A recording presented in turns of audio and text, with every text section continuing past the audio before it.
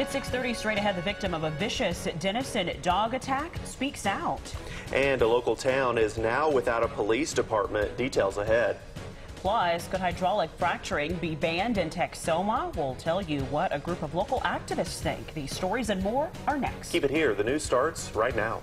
The only newscast in true high definition, broadcasting live from 12 studios. This is News 12 at 6:30 a.m. Rise and shine, Texoma. Thanks for waking up with us on this Tuesday. I'm Rita Kotey. And I'm Schroeder. We'll get to our top stories here in just a minute. But first, let's check that morning forecast with meteorologist Wava Denito. Good morning, Wava. Good morning, you guys. It's the 2nd of December, and it is now finally starting to feel like wintertime. I mean, we had an incredible cold snap yesterday. Granted, this morning it's still freezing out there, but later on today we will warm up with those temperatures, which is nice to say that. As we look this morning outside at the, or when I say at the satellite and radar conditions, we do have a few clouds still lingering across the area, but these will slowly start breaking apart for us as we are expecting high pressure to help us out on that one.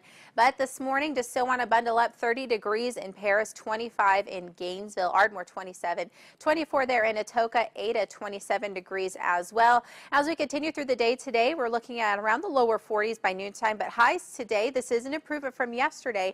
We're looking at the upper 40s to possibly brushing 50 degrees out there, which would be nice to see. And we will cool down, obviously, by the time we approach the evening until late tonight, but we are going to stay above freezing once we get into our Wednesday. But the rain chances are going to start dancing back into the forecast there. So I would definitely take advantage of the fact that we do have sunshine today because the clouds are going to stick around through the rest of the week. So I'll explain the forecast here shortly, Rita and Jesse, to show what we have in store for us and how the temperatures will behave as well. All right, thanks, Wave. At the time now, 6:32. Michael Corvalera, a Texoma escapee, has been caught by police. Corvalera, missing from McLeod Correctional Facility since Thanksgiving, now has new charges filed against him to go with his current convictions of assault and battery, larceny, and extortion. A Denison woman attacked and severely injured by a pack of dogs last week is speaking out. Kristen Shanahan brings us her story. Too blessed to be stressed. These bruises on her arms, gashes on her head, and scars on her legs will permanently remind 34-year-old Lois Ann Woodall what happened to her the night of November 25th. She went out to get medicine for her sick daughter and was walking home along the railroad tracks at East Sears and North Travis Avenue when a pack of dogs knocked her to the ground, tearing into her clothes and skin. They pulled my leg, pulled me down, and that's when they really started to tear me up, my legs and everything else. Every time I try to get up, they just got me, One of them just chewed my head up, just pulling my hair, putting my head real hard. Fully aware she could die, she prayed to see her family again. I was thinking about my children, my husband, my family. I said, I got to go on. I said, God is going to get me through this. Moments later, two people driving by heard Woodall's screams. A man in the vehicle ran over with his flashlight, scaring the dogs off. I'm just thankful for what he done. I could have been dead and gone. Woodall's husband, Jeffrey, says he's grateful he can still hold his wife's hand today. Yeah, I love her. Even if she looked worse than this, I still love her. She is. Denison police say they used tranquilizer guns to catch 4 of the dogs that attacked Woodall, and the one believed to be the most aggressive is in quarantine. Woodall says she hopes more will be done to keep stray dogs from wandering the streets. Anything can happen to anybody, kids, anything. I was just blessed it was me, not no kids. Denison police say they have 2 animal patrol units who pick up animals. When they're notified, detectives say the owner of the dogs could face felony charges. One suspect is still on the loose after authorities bust a more than 1-ton marijuana grow operation this past weekend. 3 have been arrested. Gilberto Campos, Alfonso Correa, and Rigoberto Roble. They face charges of cultivation, drug trafficking, and possession of a firearm while committing a felony. The 4th suspect ran from officers on foot at the time of the bust and is still missing. Sheriff John Smith says hunters first noticed the campsite Saturday evening on a ranch just off of Norton Road near the Washita River. Smith says the suspects had been camping on the ranch unbeknownst to the property owner since the spring. The city of Savoy has voted to suspend their police department until a new police chief is hired. The decision comes after their current police chief resigned last week. Daniela Rivera has more on the police chief's decision to resign. Savoy Police Chief Kevin Shares says he's gone through his 17-year law enforcement career with a checklist. It's something I've always wanted to do, is be a chief, and I've gotten that experience and I've enjoyed my time here. But it's time to move on, he says. Shares' last day as the Savoy Police Chief will be Thursday, December 11th. And I've enjoyed, like I said, interacting and getting to know the people that live in Savoy. Shares took over a struggling department a year ago. Now his resignation leaves the city council with a big decision to make. In a special meeting, the council must decide to name an interim chief, allow the mayor to take over the administrative duties of the police chief position, or suspend the entire department until a new chief is hired. It kind of gives the people in town that secure feeling, knowing that there's a local officer that's here available to help them out should they need help. Right now, the department consists of chief Shares, one full-time officer, and a reserve officer. If the department is suspended, the Fannin County Sheriff's Office will answer calls in Savoy. But residents like Melinda Speckman, an assistant manager at the city's only convenience store, say they need a local police presence. What would you say to those city council members making the decision? Please just keep them for our little town. Otherwise, we have to rely on the sheriff's department, and it could take, a little while for reaction time. Without a police officer, police chief, anything could happen anywhere, and there'd be nobody there. That was Daniela Rivera reporting. Savoy is the third city in Fannin County this year that finds themselves without a police department. Well, an accident yesterday morning severed part of a man's leg in Johnston County. Sheriff John Smith says a man operating pecan gathering equipment on a tractor got clothing stuck in the machinery, severing part of his leg. It happened on a farm off Highway 1 between Ravia and Mansville around 8:30 in the morning. Smith was flown to a hospital in stable condition. The Oklahoma State Fire Marshal's office says a deadly fire last Wednesday in Ada was accidental. The fire at the home on East 16th Street killed 83-year-old Barbara Aubrey. Investigators say it was started by improperly discarded smoking materials. Denison police say a Plano man died in an early morning crash Saturday. 54-year-old John Caffrey was killed when he lost control of the car he was driving on Morton Street and hit a business sign. Police say Caffrey was speeding, but they're still investigating. A dog found inside the vehicle survived and was returned to a family member. And in a developing story, nearly a month ago during the November general election, voters in the city of Denton, Texas said yes to a ban of hydraulic fracturing in city limits. But fracking is a practice we see here in Texoma as well. Madeline Schmidt joins us live in the studio this morning with details on gas wells in our area. Madeline, good morning. Yeah, good morning, Rita and Jesse. Fracking is the process of injecting a chemical water mixture into the earth in order to extract gas or oil. It's a practice that has a group of local residents concerned not only for the consequences they believe comes with fracking, but that residents won't choose to stop it. 59% for and 41% against. It's a first in Texas, a citywide ban against hydraulic fracturing. A group called Frack Free Denton campaign that fracking poses serious health risks, is a dangerous practice, and is under-regulated by the Texas Railroad Commission. In Texoma, there's a similar group. Citizens Organizing for Resources and Environments. Chris Voss is a past president of CORE, but is still an active member. He says his main issue with fracking is its water usage and contamination. The water itself is polluted so much that it's not usable again. Data from the Texas Railroad Commission says there are 76 gas wells in Grayson County, 149 in Cook County, and none in Fannin County.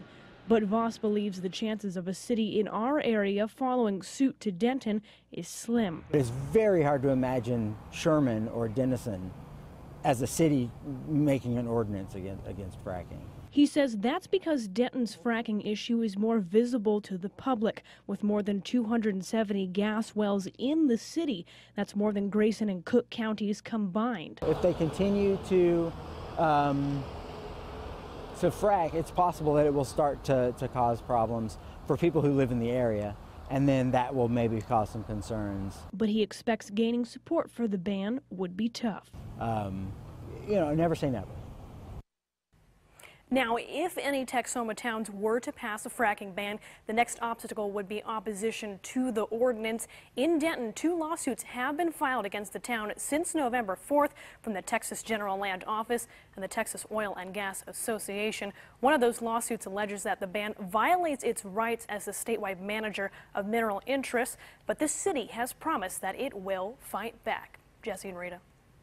Thanks, Madeline. All right, the time now is 6:40. If you're just waking up this morning, you're definitely going to need a coat today. It is a cold start. Ooh, it's freezing out there this morning, so you'll need the coat later on today, but you won't have to bundle up so tight because the good thing is the wind isn't going to be gusting like it was yesterday after our front pulled through. Yeah, so as we look outside this morning out of our Sherman Tower cam, it's nice to see already a few places have some Christmas lights out there. Now, this camera shot is brought to you by Glen Polk Autoplex and the Super Center in Gainesville. Now, take a look at those temperatures. We're not kidding when it's freezing out there. Ada and Ardmore 28, Sherman 25, Durant holding on to 27 out there. Paris is still at 30 degrees, Colgate 29, Ringling 23, Nacona just hovering around 24 out there.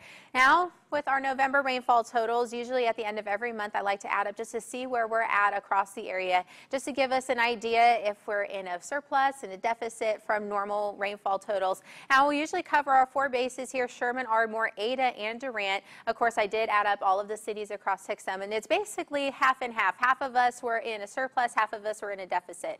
Now, Sherman, when I say we're in a deficit, we had a total of 1.63 inches, but I have there negative 2.07. We're actually more than 2 inches less than the normal conditions out there. So actually, we're supposed to see normally over 3 inches of rainfall total. So you just kind of do the little bit of the math out there. Ardmore, it's nice to see we're actually at a surplus 2¼ inches. Ada as well, over an inch there. Now, Durant is also in a deficit, but it's less than an inch, so it's nice to see that across the area. This just gives you an idea, even though it did seem like we got a lot of rainfall last month, and there were some periods, yes, we did have some nice rainfall amounts as we had systems push on through, but in some places we're still in a deficit. We still have drought conditions across the area, so just keep that in mind, of course, as you are using your water. Now, it's nice that we are in a new month, and we're actually kicking off with some rainfall shower chances starting tomorrow, so at least we'll now start off the month with some rainfall. I want to say hopefully some rainfall totals there that we'll have in the next couple of days. Out on the water vapor and radar imagery, you can see this nice clockwise rotation in the imagery, and that is an indication of a ridge of high pressure. That's bringing in some moisture from us from the Pacific. Well, that's going to feed this upper level disturbance here that's going to creep on closer to Texoma by the time we get to tomorrow. This is going to bring in the cloud cover again. Today we're expecting mostly sunny skies as that high pressure will break apart those clouds, but as you can see, it does move away quickly off towards the northeast. And by the time the system gets here, it is actually going to linger across the area for the next few days, stretching all the way even into the weekend until our front pushes through. And that's going to just carry over the rain chances for us day by day and even hang into the cloud cover as well. So today is pretty much going to be the one day this week that we'll have lots of sunshine. Then we're just going to have cloudy to mostly cloudy skies through the extended forecast. Sorry, just make sure you take in the sunshine today. Highs will reach the upper 40s, and at least we'll have a nice southerly breeze. Don't have to deal with those gusting winds, just around 15 miles an hour. In the morning, we'll at least be above freezing. We'll have cloudy skies, but because of that disturbance, we could see the possibilities of some light drizzle, even some fog across the area, but at least we'll be in the upper 30s. Highs tomorrow, upper 50s, and we'll even be in the 60s Thursday and Friday. Now, Friday we'll have a chance of showers and thunderstorms, but then that'll give us a little break on Saturday and then boost back up on Sunday. Thanks, Wava. Coming up on News 12 AM, the latest on the protests surrounding the grand jury's decision in Ferguson, Missouri. The time now 6:43. Thanks for waking up with us. Keep it here. We'll be right back. The time now is 6:46. A Georgia boy is reunited with his mother 4 years after disappearing. The teen says he was held as a slave by his father after going to visit him. 13-year-old Gregory Jean Jr. is all smiles now. Officers found him this past weekend behind a fake wall in his biological father's home.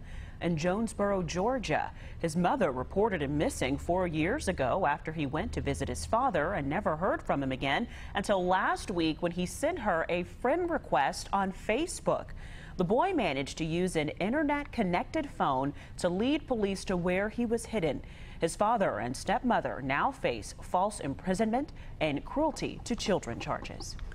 The Justice Department will soon issue new federal guidelines designed to end racial profiling as demonstrations against the grand jury decision in the Michael Brown case continue nationwide. Susan McGinnis is in Washington with the latest on the protest and the president's plan.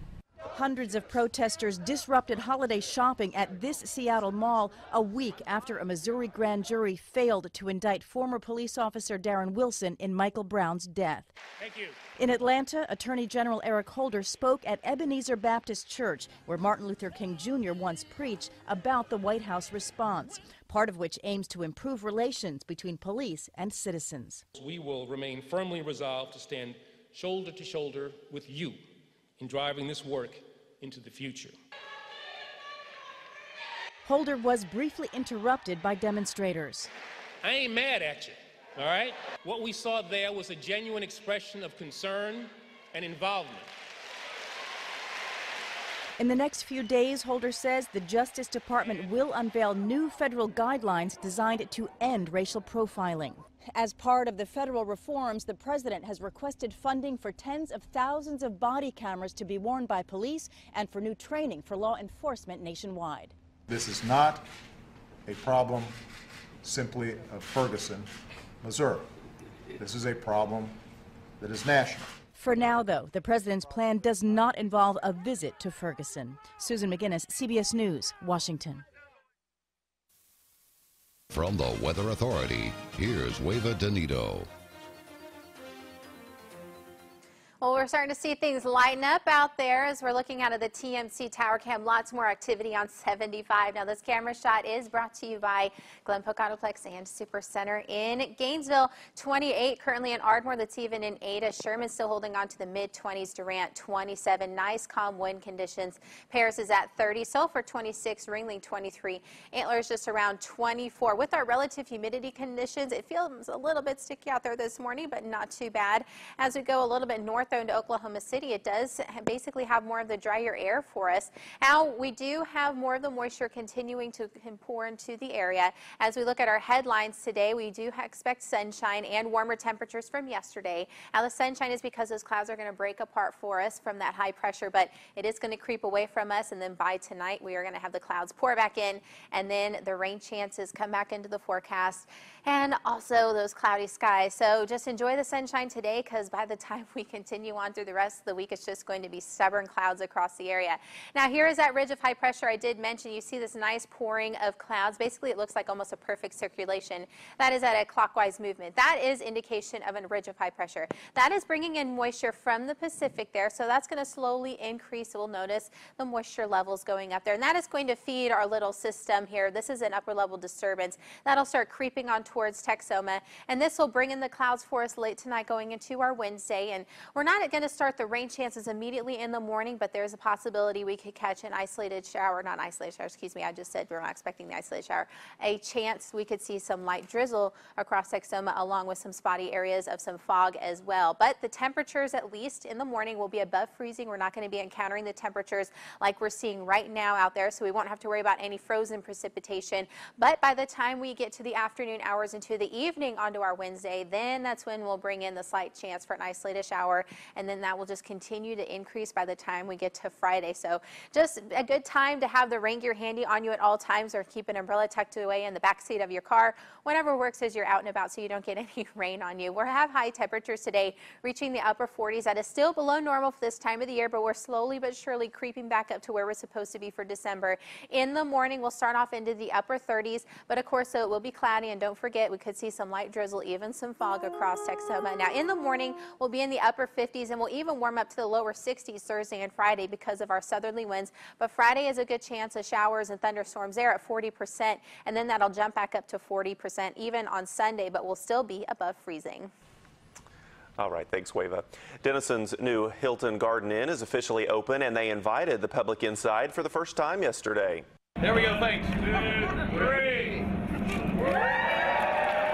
Dozens of people turned out for the ribbon cutting to celebrate the hotel's grand opening, then got a chance to tour the 4-story, 130-room hotel and 20,000-square-foot event center. Mayor Jared Johnson says this is just the beginning of what they're calling the Gateway of Denison. Well, it's huge for the Denison community just because of the tax base that it brings, and both direct and indirect, but it's also amazing for the entire region. This is an event center and a full-service hotel that the entire region will benefit from being able to bring in events and utilize the space both for our own community and also as we bring people in from the outside. The hotel is expected to bring anywhere from 70 to 120 jobs to the area. If you would like to apply, you can stop by the hotel and pick up an application. For the 15th consecutive year, KXII has teamed up with Toys for Tots to make sure every child in Texoma has something under the Christmas tree. This morning, we'll be kicking off our toy drive, and our goal this year is to collect 15,000 toys in our Oklahoma viewing area and 20,000 in our Texas counties. The toys will go to underprivileged kids in Texoma, and you can help by dropping off a new unwrapped toy at one of the many drop-off locations we posted on our website. Not everybody has a silver lining, and we try to take care of the kids who might not have a Christmas without Toys for Tots. We'll have reporters live at the Sherman and Ardmore Walmarts today, starting at 10 this morning until 6 this evening. So come on out and say hi and bring a toy. Now here's a look at what's coming up on CBS this morning. Coming up, mending relations between communities and police after Ferguson. We'll take a closer look at President Obama's call to action. Plus, why New York's iconic horse-drawn carriages could soon be only a memory. More real news coming up on CBS This Morning, next. Well, it's going to be nice out there later on today. This morning it is chilly out there. Definitely want to wear the coat, but if we take a peek at the extended forecast, one last look, upper 40s for a high temperature. Granted, it will be chilly, but that's an improvement from yesterday. The sunshine, now definitely enjoy it today because look at that, you guys. It's going to be cloudy through basically the rest of the week as we'll dance around the possibilities of catching a scattered shower, maybe a few thunderstorms on Friday, but at least we'll be above freezing. We're looking at the lower 60s finally by the time we get to Friday. It's just going to be one of those times you just want to have the umbrella tucked into your purse, ladies, or a coat protecting the back of the car, guys. So just whatever works as you're out and about. But at least those temperatures are plenty above freezing. Yeah, thank goodness. Yeah, I don't want to tolerate that. All right, thanks, Wava. Thanks so much for joining us. We hope you have a great day.